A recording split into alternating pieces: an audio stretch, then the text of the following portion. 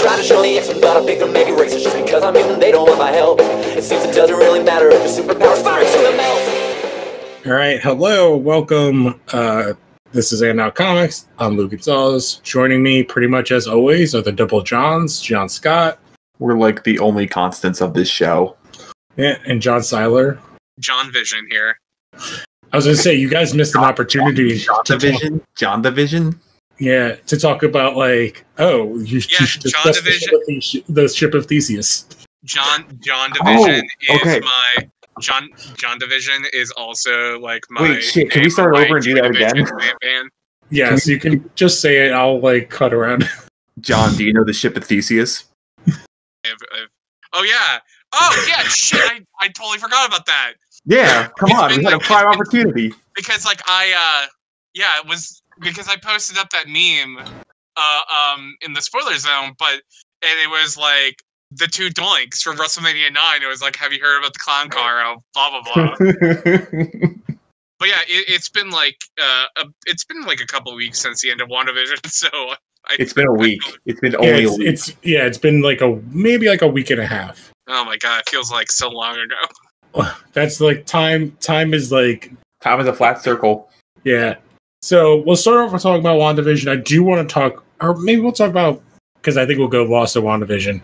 So first, I haven't heard any of you guys talk about what you thought about the end of it. So I think we were waiting for a week or so because last week we weren't on, and then I think last week we weren't on, and that was when it ended. And so I think, hey, let's just talk about WandaVision because we haven't talked about it at all on here yet. No, we haven't. And the main show, I was on their episode, mostly talked about, which I don't think it's out yet. We talked about kind of the critical reaction and kind of the reaction of people who didn't like stuff, but not really from a super nerdy comic book end. I'm bring up stuff, and then it's just met with silence. But WandaVision, I don't know. I thought coming out as the first real MCU show, which I know we have the other ones. I watched Agents of S.H.I.E.L.D. for 3/4 of its run. I watched all the Netflix stuff. The only quote-unquote Marvel show that has any real connection to the MCU is Agent Carter, and that's because Jarvis showed up in Endgame. Yeah, oh no, Agent Carter is 100% MCU because she's in it, and it ties into everything. So yeah, I forgot that's a show. I forgot that was a show, and I love season 1. Season 2 is fine. But man, did they I season thought 2 is fine, but again, yeah, I just think that they came out and they crushed this. It's not perfect, but I think it's such a good show. Oh my god, they came out of the woodwork, guns blazing, and I think it worked so well. I can't wait for Falcon and Winter Soldier. And I'll just say this right now: we are now in an era where we have good superhero shows again. And that makes me happy. Between Marvel and DC, and we'll get to that in a second for the DC part. The show was pretty good throughout, but I think, at least to me, okay, so there was a story kind of going around before the last episode came out from the director or the showrunner or the writer. I'm trying to find the tweet now, but it was something along the lines of they expected people to be disappointed with the ending of WandaVision, and I just kind of chalked that up to being people are gonna be mad about their fan theories not panning out, which it's those fans are gonna be whatever. But I kind of thought that last episode was just other than the Vision stuff was pretty not great. I think it just has because it's I think it's very obvious they want Wanda to be a sympathetic. It has trouble trying to get to that point. I think the problem is, and it's what changed, because the show had nothing else to watch, and going almost 2 years without something in the MCU. 2 years. Oh, go ahead. I was gonna say it'll be 2 years in July, but we're gonna be getting stuff by that point. So yeah, so it's been a year and a half since the MCU stuff. It was originally supposed to come out in October. It was December, I think. I think Falcon and Winter Soldier was going to come out in August or September. Okay, yes, okay. So they flipped them around. But I think one of the problems is it was supposed to be end, and that weekend was Doctor Strange was the original plan. Yeah.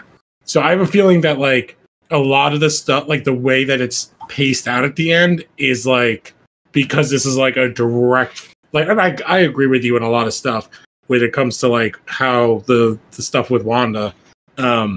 I think it's a lot of like they're leading it into Doctor Strange, but when it comes to like them trying to make her a sympathetic antagonist kind of a character, I think a lot of that is trying to work around because they pulled so much like directly from the comic books for the show. Yeah. Specifically House of M and the Vision run, but oh yeah, and what was the first their original run, like Wanda and the Vision or whatever from the 80s. Like that entire and like West Coast Avengers, all that stuff is pulled from. And I think one of the issues is that Wanda, for what, like 30 or 40 years, has basically been written as like crazy woman character. Like she's just pure chaos and crazy. And she's done like some of the worst, like she's like the author of like some of the worst atrocities in Marvel Comics. And trying to use that character and like they kind of softened it to make her less bad, because like the ending makes like everyone like she's a fucking monster for what she did to those people. Like yes, was sort of subconscious. Originally it starts as subconscious, but then she's like ignoring it. Yeah, it's specifically like that scene where the woman's like I want to see my kids. I want to see my kids, and everyone's just like in massive pain, and like everything's like kind of resolved, and everyone's like kind of back to normal, and she's like walking through the town, and everyone's like staring at her, and Monica Rambeau is like, they won't understand the sacrifices you made today, and I'm like, excuse me? Yeah, and I think that's the problem with like trying, and I said this on the other show, and it sounds super gross saying it, but I think this is the truth. I think it's really hard for them to write her as one of one is dead now, two of the last female like major name superheroes, as in turning her into a villain without trying to make it soft in the show. Like, you know what I'm saying? Like, I feel like they didn't want to have her go full bad guy because it would look bad, turning like one of the two female Avengers that's alive into a villain. Yeah, but like then it's just like they're trying to have their cake and eat it too. It's like, oh yeah, and that's the problem. They're trying to have their cake and eat it too. And like I can headcanon my way of like for Monica's reaction, because I think this is supposed to be basically taking place like within a month after everyone gets brought back from Endgame. Yeah, this is at least a couple months. No, it's not even a couple months. It's like a month. It's like weeks. Really? Yeah, it's like weeks later. Because if you look at when they do the flashback episode, which is like one of the best scenes, is like when she has the deed in the lot. So like she basically when she goes to Sword, that's like right after she came back. So maybe she's been back for a couple days, and she leaves that day, goes to the lot that he bought, and then turns Westfield. And our first episode takes place like there and after. So maybe the show starts like a week and a half, like 2 weeks after they come back.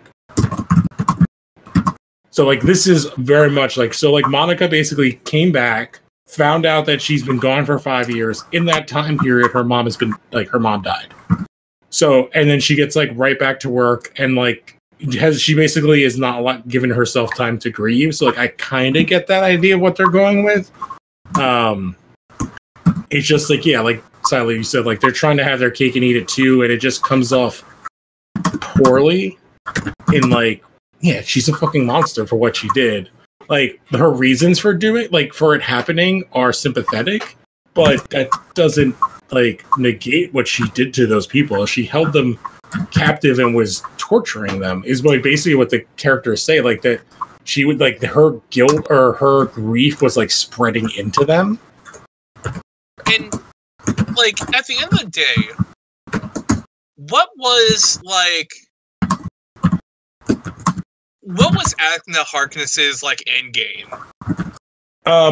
Because I believe, because like it seems like because it's like, if I'm like reading this correctly, like it's not even that like she influenced Wanda to do the thing that makes the TV show. It's No, like she has nothing to do with that. Yeah, like Agatha just happens. I feel like just happens to be there. Like when it No, happens. that's not what happened. That's not what happened. Okay. So Wanda sets off the thing. Agatha, being another witch, senses the amount of magic and goes there to go figure out what happened. Yeah. And because she wants to steal the magic. Yeah, like I kind of feel like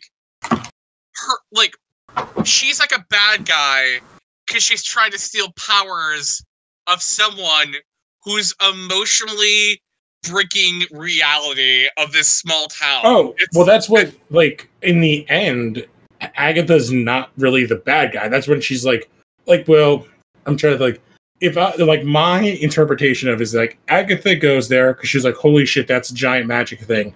Sees what's going on and is like, okay, like, she obviously knows who Wanda is, and she's like, well, how the fuck is she doing this? And is, like, confused. So she's going undercover to kind of figure out, because the way, to me, I read is, like, Agatha was, like, when she was, like, going through the flashback stuff, was like, how did you get to be this powerful? Like, what happened that made this? Who taught you whatever? And she doesn't know anything, and she's like, well, this doesn't make any sense. You can't just, like, have power. Like, you're a witch. You can't just, like, have magic power and, like, do things without, like, casting spells. And basically... but they give her, like, a big villain song. Like, it's like, it was Agatha all along. It was, like, the idea that she's behind everything all along. She's insidious. But she's not. No, I think it's more like she was there, like, the whole thing was like, she's the one that was poking all the holes. I mean, I'm with Siler. I feel like it was Agatha was there, kind of lured Wanda there just to manipulate her power because she knew of her from being an Avenger. Like, they basically say that that's not the case. Like, Wanda goes to the town because that's where Vision bought the property. And then she explodes with the power. Agatha's not there at that point. Agatha shows up and is then like, how is this going on? She's poking because she wakes up the guy that then confuses Vision. And so, like, basically, to me, it's like, this is Agatha. Agatha was the one kind of waking Vision up the whole time and, like, poking that area. Because, like, when he's doing the magic trick, she's the one that's making, like, him to use his powers and stuff. And then she killed the dog to, like, fuck with the kids. I killed Sparky too. That's the most. I think it's also like it's not as said, like it's said very confusingly, like what her motivation is, like very like abstract in a weird way. She just like, I sensed magic. I went to the town. I saw it was you. I'm trying to figure out how you're able to do this, so that if I can basically, so she can determine if she should steal the magic or if someone else is involved. And then when she finally is like, fuck it, like, let me just take you into this room, like, reveal everything to you, and then let's go through and, like, see where your backstory is and how you did this. Which we get some crazy reveals, because they basically say that Wanda's always had magic. Pre the Mind Stone bringing her, like, hitting her. Which could imply, like, I guess, like, a mutant power, like, innate powers. Sure. Which, it's like, speaking of mutants, so, like, they brought in the X-Men Pietro to do, like, this, like, a troll. Yeah, like, to tell, like, a fucking boner joke. Like, I think it's funny. Sure, like, it's funny, but it's like, also, it's like, really, his name has to be Ralph Boner?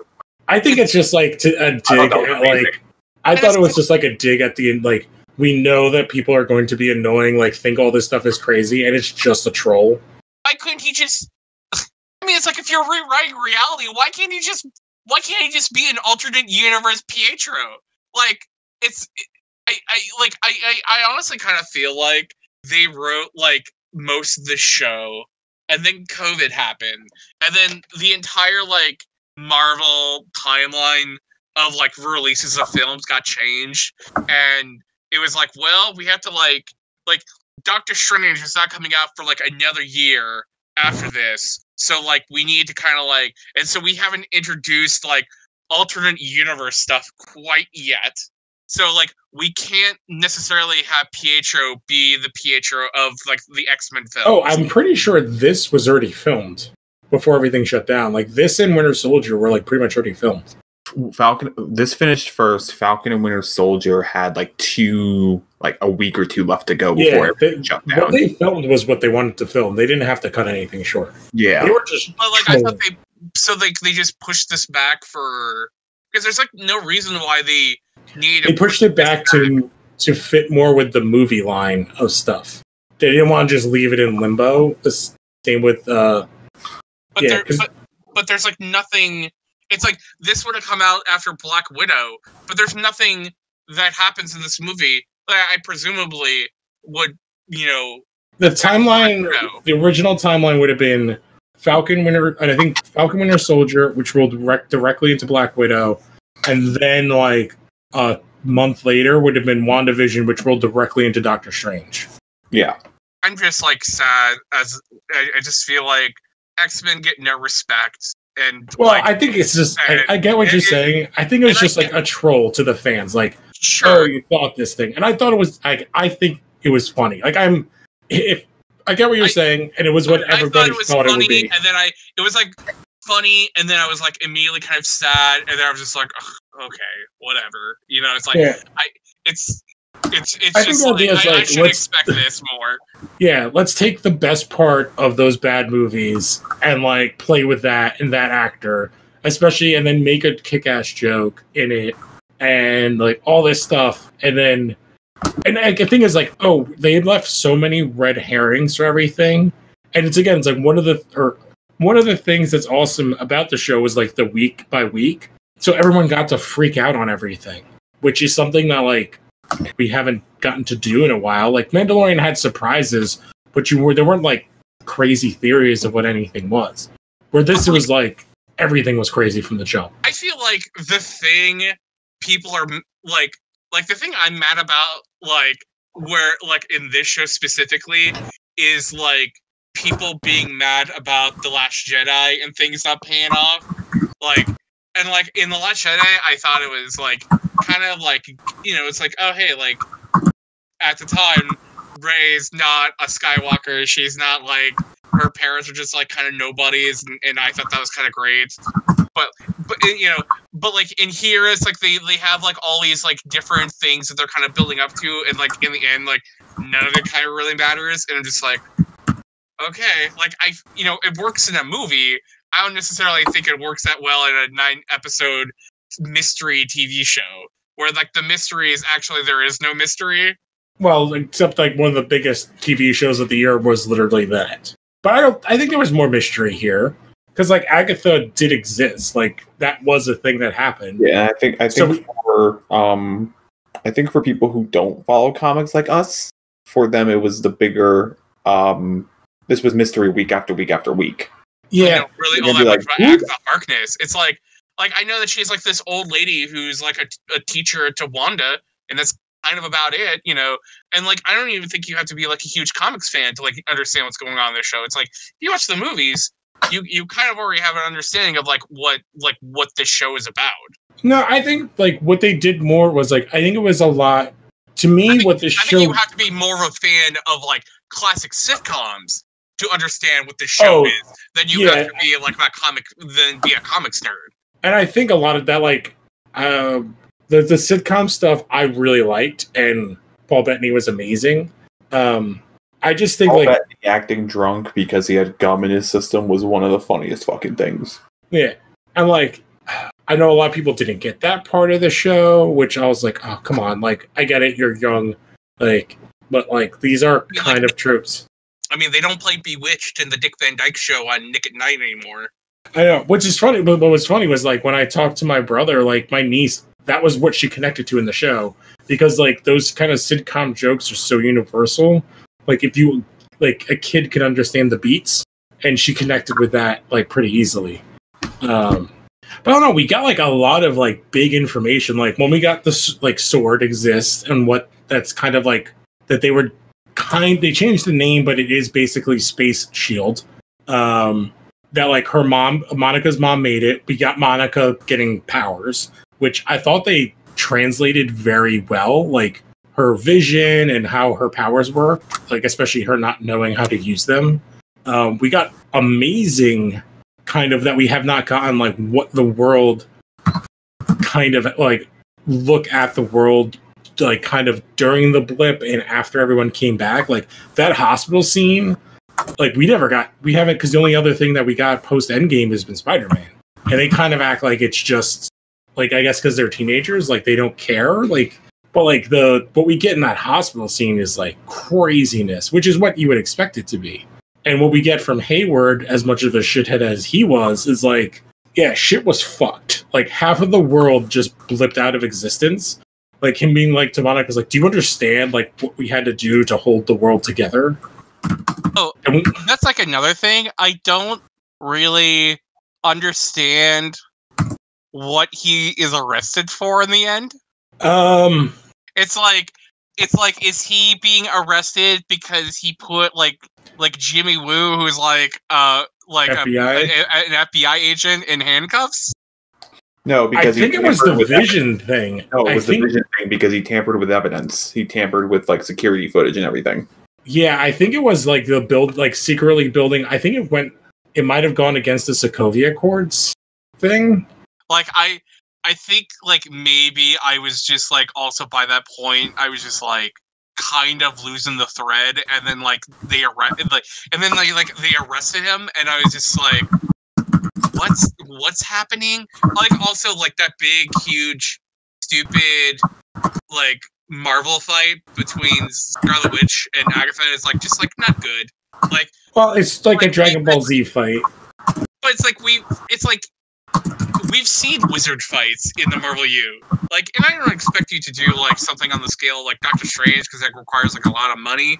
But like, you could like do some like really cool stuff with like magic. Like, there's like that scene where Agatha was like turning the kids into Lego pieces, and that looked really cool because it's basically like people being written out in House of M was like them being turned into Lego blocks. Mm-hmm. And I thought that was like a really cool way to like show magic being used, and like really like flying around shooting lightning bolts is just like it's just like very interesting to me. It's like, well, I feel like you could do magic better than that. Wanda was throwing the stuff though. She was trying to put up the runes. Mm-hmm. Like that was her throwing the runes on the hex. Sure. I suppose.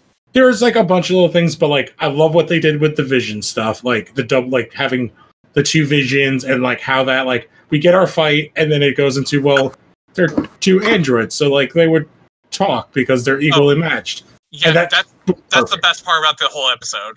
Yeah, and I liked what we get, like the world building from Agatha, where she's like, "Oh, I finally figured out you're a fucking monster." Like you are the thing that we should all be shitting our pants over. I'm like, you are going to destroy the fucking world. I have to end you. And like that kind of leading, like, oh, if she's this powerful that she's doing all this stuff and she's still scared of what Wanda can become. Yeah, at that point I'm like, is this a double turn? Like, are we having like a face heel dynamic? Like, I think that's exactly what it is. But then it doesn't. But then it doesn't work when like with the Monica stuff. Yeah, with the Monica stuff, and then that's what I think. It's the problem of trying to have your cake and eat too. It's like you're trying to show that Wanda is like this, which it's trying to do the comic book stuff where like Wanda's way too OP to like have running around in the world, where she doesn't know how to use her powers. And in the comics, you're just like, well, fuck her. She's like terrible. Because everything she does is terrible, but then they try to make her sympathetic here. They have her be sympathetic. Okay, so like they make her a bad guy, and then they make her sympathetic, and then the stinger is her in some cabin doing scary runes, and it's like, so is she actually bad all along, and Monica was just being stupid? I think it's like, to me, it's what Agatha was saying. It's like, she like assumed her role as the Scarlet Witch, so she is now she is now one. She's reading the Darkhold, which is like the super spooky evil book that Agatha had, which I saw, which I've learned two crazy things that I learned on TikTok was the Jimmy Woo card thing came from Ant-Man 2, was a what do you call it, a tie back to that. Because Scott Lang does it to him in Ant-Man 2, and then he goes like, Scott, how'd you do it? And he's like, oh, what? The card trick. And that's literally what he does to present the card. And then the Darkhold that Agatha has, if you watch Doctor Strange, when he is in like the library and he's asking Wong about the books, and he's like, oh, what about those? It's like, oh, that's the Ancient One's personal collection. There's one book missing. And it's the same, the Darkhold in this is the same design as those books. But it's not the same as the one in Agents of S.H.I.E.L.D. No, because Agents of S.H.I.E.L.D. doesn't matter. Or it's not the same one as in, I think, Cloak and Dagger? No, not Cloak and Dagger, the Runaways. Cloak and Dagger definitely doesn't matter. No, the Runaways, I guess, had the Darkhold as well. Oh, I never saw Runaways. I know it's on Disney+. I'll get to it eventually. The first season was fine. I made the OC, so I'll give it a shot. I don't know, like I really like the show. There's a ton of stuff that we can nitpick over. Like, I thought them even pulling out White Vision like blew my fucking mind. Like, when I was like, all the theories was like, people were like, oh, maybe they're like, because it's like, oh, Hayward's definitely doing something. Wait, what did you call it? White Vision? Yeah. Okay. Due to the way that sound, I took it to calling it. I took it to calling him Danny Phantom. Oh, well, I think they refer to him as like White Vision in the comics, right? At certain points to differentiate, because it's exactly what they do in the show. Or I just put like, Ghost Vision. Yeah, like Phantom Vision or Ghost Vision. They put like a fucking sheet over it with 2 eye holes. No, it's the Charlie Brown one where it's just a bunch of eye holes because he can't do it right. But like, even pulling out, because people are like, oh, is it gonna like, are they using the tech and vision to like, people are like, oh, they're gonna build Sentinels. It's like, man, Sentinels is like way too much. Like, Sentinels is way too early. So connected to the mutants. I was like, maybe they're gonna build Adaptoids off of his stuff. Like, I could see them doing that. It's too early for Sentinels. Let's calm down. Yeah. Let's like, get in before. That's how they introduce Sentinels, is that they're like vision tech? Oh shit. Yeah, I don't know. Like, oh, that's a cool idea. Yeah, I just think it's too early for them. But like, that's why I said like maybe like it could have been like super Adaptoids, and I could have gotten that because like he can like phase and shit, and I don't know.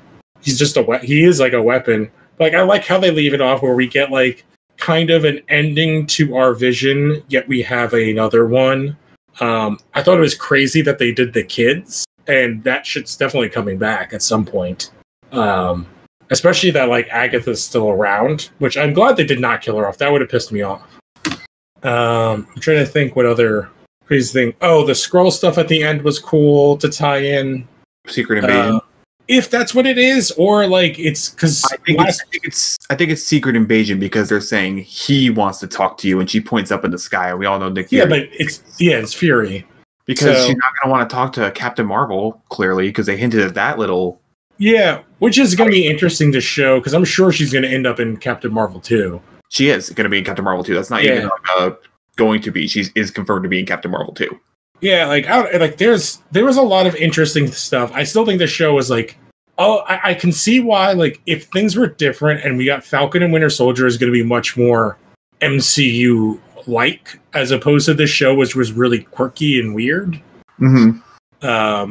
I don't know. I did really like the show. I definitely will go at least rewatch those first 2 episodes because they're like, I legitimately laughed at stuff that they were doing, and they just have Olsen and Bettany have such good chemistry. Oh, they're fantastic. But speaking of Falcon and Winter Soldier, confirmed Bucky's a Tolkien nerd. If anyone saw the clip. Oh yeah, and Falcon's a gamer. That's like official. It's not even. Although Anthony Mackie is as well, like they said that. Are you talking about the Xbox commercial? Yeah, but like basically, I'm sure it'll be like in the show, like, but yeah, he's a gamer.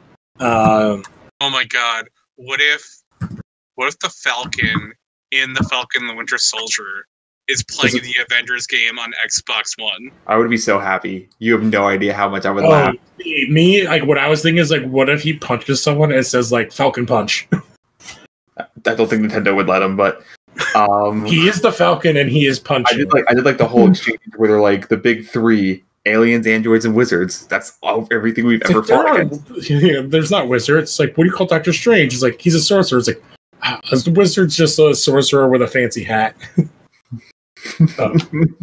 I thought that's it. They have such good chemistry. I do think that the other thing that WandaVision will tie into, it feels like, is like we know Doctor Strange. I feel like that Loki show is going to have a lot of similar. I think it's going to have a lot of similar feel and vibes. Yeah. Well, I think like Hawkeye is probably going to be a lot like Falcon Winter Soldier. So I don't know. It's interesting. Like I kind of like I liked everything that they did. Like the big things. There are definitely things to nitpick about, like that we have. But like I don't know. Like I really liked it. Like it's not a perfect show, but I think it's a solid like 8 out of 10. It's better than like as the whole thing. I think it's better than like at least like a good chunk of the movies that like I'd rather watch it than Thor 2, maybe Thor 1. It is upper tier MCU for me. Like, let's see. I actually have my list up right now. Give me 1 second, and I'll tell you where it lands. It lands like pretty high up on the list. I think I'd have it like kind of top of the middle. I have it right at number 6. It's in my top 10. I think that's hard because like it's 6 hours, or it's however many hours. You're comparing like a 9-hour TV show to like a 2-hour movie, and like I don't know if you guys have seen that over meme about like 2-hour movie or a 100-hour game. Oh yeah, like they push away the 2-hour movie, but you're like okay with the 100-hour game. It's like they're different medians, yeah. But like I guess I meant like just like they're different, but like what I would go back to, like I would rather. Just like as a revisiting and what I had more fun with, I had more fun with WandaVision than like, like I said, the first 2 Thor movies, Incredible Hulk. For me, I have like, it's like right by Guardians 2, Cap 1, Civil War, Homecoming, Iron Man 3, Guardians 1, Avengers 1, Far From Home, Ant-Man, Cap Marvel, Iron Man 1, Doctor Strange 1, Ant-Man 2, Incredible Hulk, Ultron, Thor 1, Iron Man 2, Thor 2. Yeah, like I think I would take like chunks of it that like I would really watch over some of the movies. Like I've only seen Doctor Strange once. I'm trying to think what else I've only seen once. I only saw Captain Marvel once, then I went back. I've only seen Captain Marvel once. Doctor Strange, I think I've only seen once. Yeah, Ant-Man 2, I've definitely seen once. Yeah, I think. Yeah, I'd probably give this a 7. Like it was fun for what I watched. The last episode wasn't for me. Like I don't think I'll ever watch it again. But like there might be clips I'll probably see online every once in a while. Yeah, which is why, like I said, like I think the only ones I would really go back and watch again are the first 2. Like, because I think they're just so different, and they're just like I just want to watch Paul Bettany and Elizabeth Olsen do sitcom characters. I don't know. Is there any other things that you guys want to say, like about the shows or the show? It's good shit. It's real good shit. I think it's. Yeah, I'm hyped for Falcon Winter Soldier. Before we go on to the rest news, I just want to talk about, so I know at least 2 of us have watched. Siler, I'm guessing you have not watched Superman and Lois at all? I watched the first episode, and I was tricked because I wasn't aware it was an hour and a half. Thought it was only going to be an hour.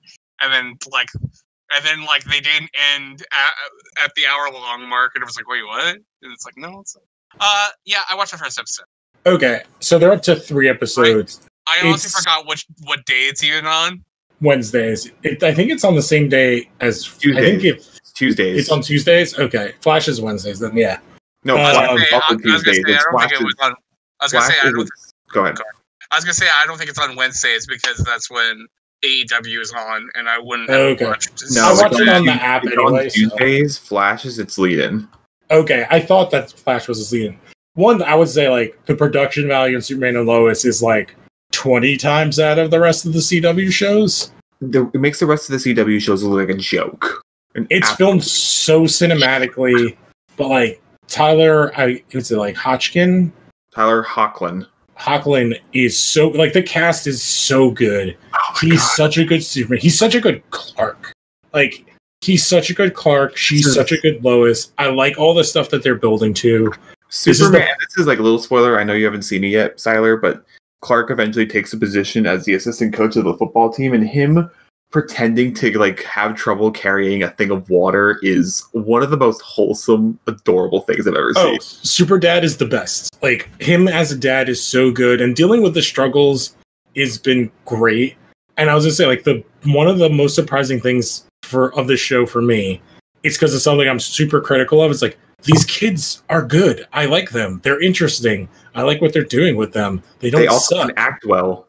They act well and they're written really well. Like, the characters are written well. And not just the twins. Like, the other, Lana's kid is written really well, too. Lana's kid is great. That whole diner scene, I was like... Oh my god, that is such a good... Basically, Siler, she just, like, airs out her entire family's dirty laundry on her mom. In the middle of a diner. In front of everybody. Like a 15-year-old would do. Well, her husband seems like a real piece of shit. Oh, well, that's where, like, I'm like, I do get, like, what they're writing, and I think it's a very smart way to write, like, a very political show, because, like, yeah, he seems sucky, but then, like, with that one episode, and then episode 3, Lana is definitely really sucky, too, as a mom. And compared to him in some aspects. Yeah, but he's also just... Well, he is a Kansas conservative guy. And who's a bro. He's also just very jealous of Clark. Oh, that's absolutely. But like, he's a good character in the show because he's not a bad guy. It's like, he's a guy. douche. It's like, guy, he's not going to steal your wife. Like, yeah, because he's he's the fire chief. Like, he's not a terrible person. Like, he's just a douche. Like, he's just a dick. It's just like, oh, he's gonna steal my wife. And I'm like, have you not seen who he's married to? Like, well, I think that goes a lot into like what we learn about like their relationship, but like they're basically on their way to divorce before they even move in. But like they have where he in episode Lana or Lois and Clark. Lana. Oh, okay. I was gonna say Lois and Clark aren't. No. Lana and I don't remember his name. Douchey McDouche. Got it. Yeah, Kyle. But like the one scene that's like, oh, that makes him look not shitty is like the daughter's going to therapy and he's like, can we just go in and sit in the lobby like normal people? And Lana's just like freaking out about how that will look and just makes them sit in the car and not go into the doctor's office to wait for their daughter. And like she just like they actually do like a pretty good job of like he's the one handling like their kid having to go to therapy and like having mental health issues better of the two of them. Yeah. Which was just like a wild kind of like an unexpected take of like, oh, that's what I'm saying. Like he's just a douche. Like, but he's not a bad guy. Like he's like their town is fucked. He's just like your very average what somebody in like Smallville, Kansas would be. Like I think that he's that. And I don't mind having a character who I don't believe in anything politically, and that's what they're leaning. I also think that some of the things he brings up to Lois is like a lot of arguments people have about like big city and like coasters. And I think it's a very interesting way to deal with that dynamic. And the stuff with Lois in general has been fantastic.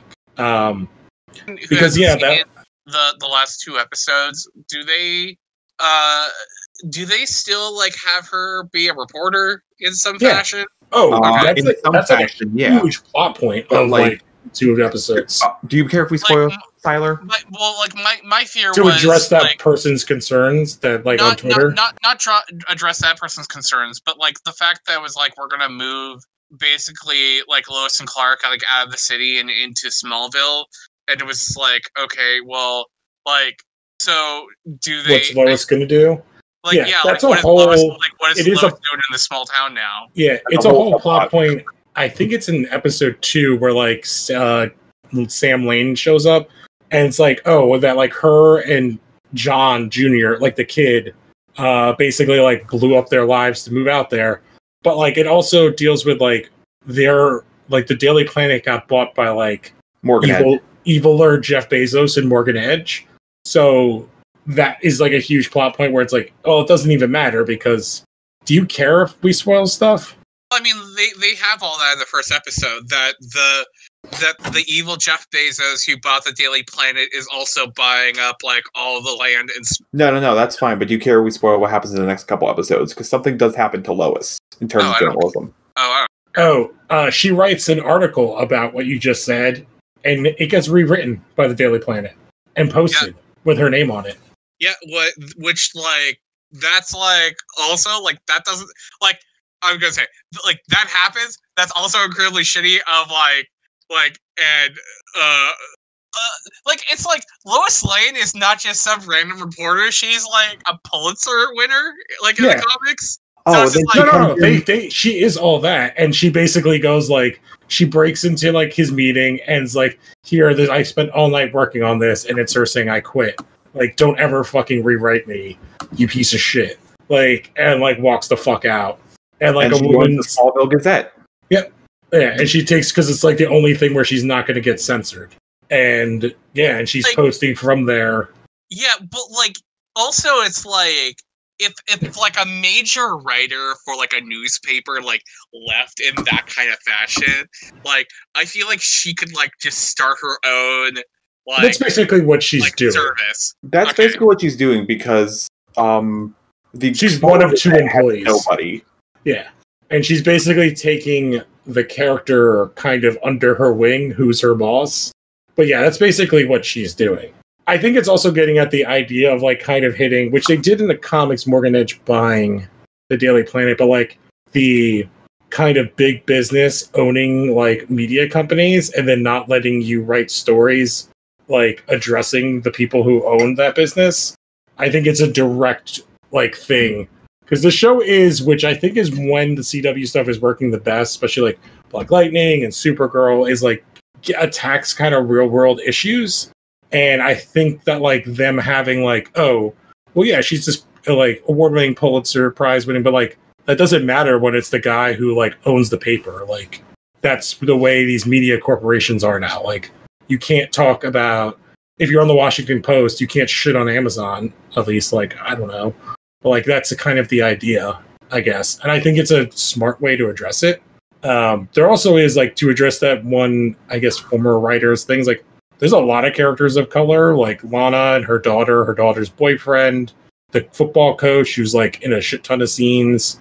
I don't know. I guess like there's one character who's the bad guy who's of color, which is interesting. What's revealed about Multiverse Lex? He seems to come from a universe. I don't know. I want to say it's not Red Sun. But it's it's not Red Sun. We did that in Supergirl. It's like it's almost like Injustice Superman. Injustice Superman, or I'm wondering if it's like somehow it's basically like a Superman who took over the planet. I wonder if Jordan somehow like snapped because of his powers or something.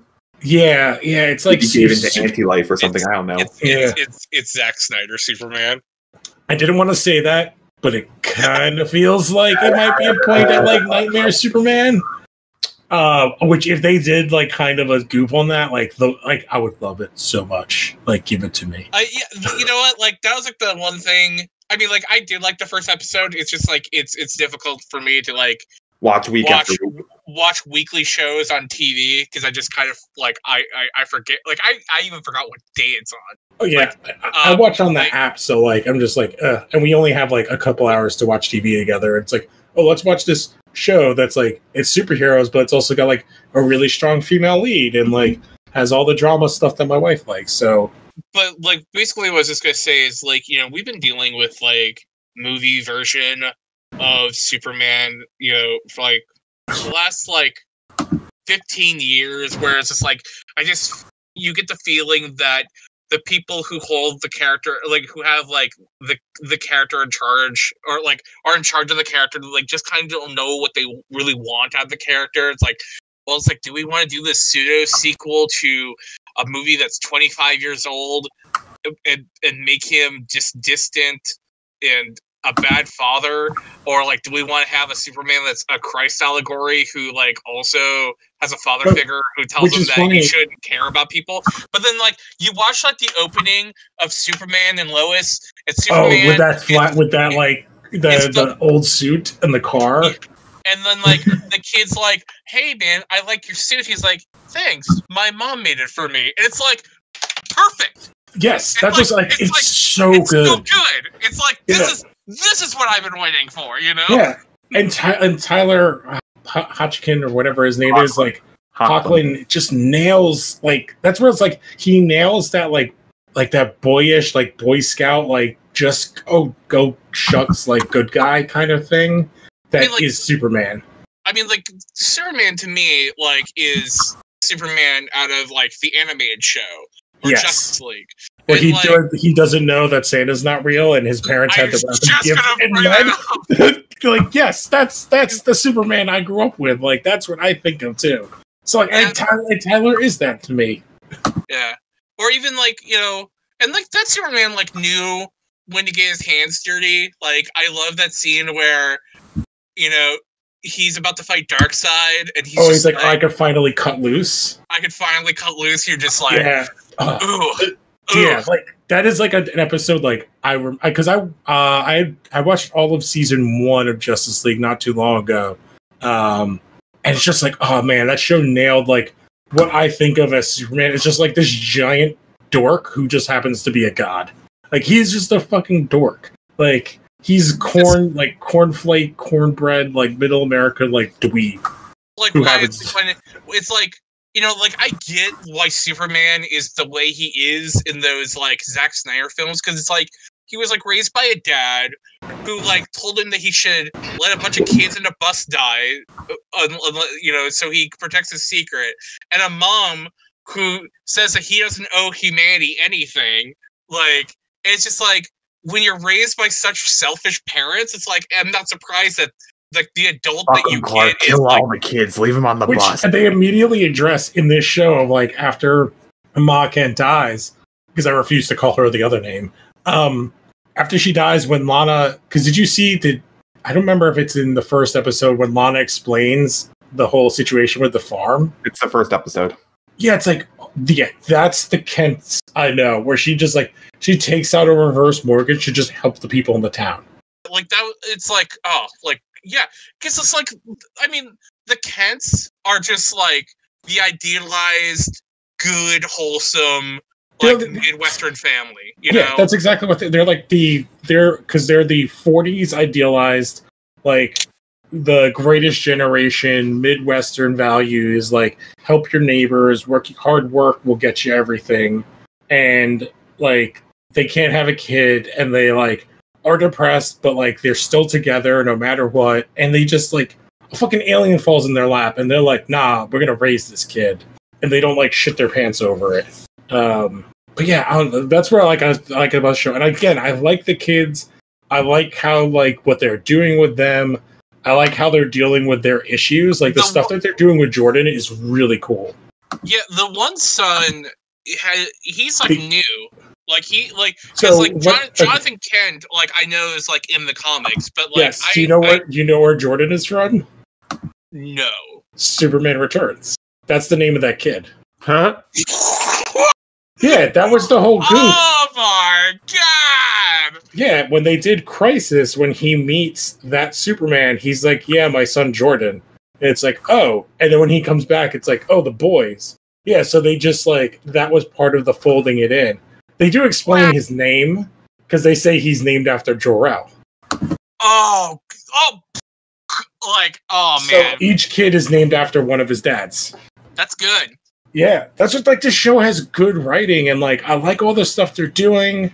Like, oh my god! Okay, so like I also want to talk about in that first episode where Clark goes to talk to, I believe Jonathan is the one that has he's the sports one. He's the blonde. I'm okay. Then the other one, who's Jordan, who's like Jordan's the emo kid. And the first thing you see with him is he's playing Injustice. Yes, and he's like, "Oh, you're." He's playing as Raiden. He's like, "Oh man, you're playing as Superman." He's like, "No, I'm playing as Raiden. Superman's late." Yeah. And I'm like, Injustice is. I was like, the concept of even in like the DC universe, like people are like, like Superman's kind of lame. Like, what if he was actually like a bad guy? And they made like a comics franchise about it that was so big that they made a game about it. Yeah, it's like so. It's like kind of like that weird Earth One stuff with like Superboy Prime, but like it's not. It's like such a weird meta thing. Yeah, it was like so good. But yeah, it's a great way to show like, oh, that's what kids think of Superman. Yeah, and you know, and you brought up earlier about how the show looks a lot more professional than the other shows, and like, you know, I actually like didn't really think about it until you brought it up, but like I feel like a lot of the Flash feels like it's just shows on sets, and I think it kind of because it helps is. that. Yes, but like They're on location. When you're watching Superman and Lois, like at least you get the feeling that they're on location. That like Yeah, that it's like a tangible place. That because they're where they shot Smallville. That's all. Yeah. Like I think it's pretty much the same town and the same house and barn. Oh wow! Okay, that's cool. Yeah, I'm pretty sure it's all the same stuff. Like, because like the movie theater is still there. It just has a different name on it. Like all the streets look the same. So like, which they can play off because like that was one of the universes we saw, and if it got folded in, like it all makes sense. And that's like kind of funny. Like I didn't watch Crisis because like, you know, I told you guys before, like the Flash season where Barry got everything he ever wanted, and he was just like, what if I also had my mom back? And then he like changed everything. You know what? Like I like that was like literally the moment I was like, okay, I'm washing my hands of all of this. Like I'm good. Oh, and that wasn't even the worst season. Yeah. I dipped out. Like I would think I suggest maybe saw a season of Legends of Tomorrow. Oh, Legends is great. Legends is really fun. The first season is terrible. The rest of the seasons are super fun. The ones to watch are Black Lightning, Legends of Tomorrow after season 1, because season 1's garbage. And yeah, because Legends of Tomorrow turns into Doctor Who, but with superheroes. I was gonna say like it's a comedy, something like Briscoe County Jr. or Jack of All Trades. But yeah, like I like those too. Yeah, it's completely just like it knows what it is. Like they have a vampire episode. They have like zombie Confederate soldiers, and they're like, oh goddamn! Like literally, they have an episode where they're like gonna fight vampires, and they cut back, and Heatwave is reading Bram Stoker's Dracula, and they're like, we gotta go. It's like, hold on, I'm almost done, and he's like still going. They have kaiju battles. They have several kaiju battles throughout the series. All hail Bebo, our Lord and Savior, and God. Oh, and there's like the one season where they like visit all like TV people where like they have to save George Lucas because there's one part where Gorilla Grodd goes after young Barack Obama. Oh, the George Lucas one is funny because they basically explain that like, yeah, if George Lucas doesn't make movies, Nate doesn't become an archaeologist because he gets inspired by Indiana Jones, and what's his name doesn't become the Atom because he got inspired by Star Wars to get into science. That's the same with speaking of kaiju, they have the Godzilla like homage to the original movie. Oh yeah, with the octopus squid thing. Yeah, and it's like the director of Godzilla is in the movie, or not the guy, the character is rather. Yeah, he's the guy they're going to is like the writer. There's so much fun stuff that they do. And then like all the Constantine stuff was like really fun. But yeah, watch Crisis if you can get a chance. Problem is it's like you can watch 3 parts on Netflix, and then you have to go to HBO Max for like the other one, which I think is in the middle. Yeah. Because Batwoman, which that show I will say about Crisis, there is a lot of like knowledge you have to have, especially Arrow. The last season of Arrow is pretty much all Crisis setup. I'm probably fine. Like, yeah, I don't think you. I think they explain most of it. Their shows are like slow enough. I feel like, and to where it's like you could kind of like pick up the threads. Yeah, but like I would say, like of the shows, I would go back. I watched mostly Arrow as background noise, and I caught most of like what that show is about. Yeah, Black Lightning is really great, and I haven't started this new season, but last season, what they did with like bringing in Wayne Brady for what he does was so fucking awesome. And like, does Wayne Brady choke a bitch? Several. Like he's basically like, what if we made Captain America kind of against his will, but he's too powerful, so he fucked off, or he told us to fuck off, and he went and like tried to start his own country.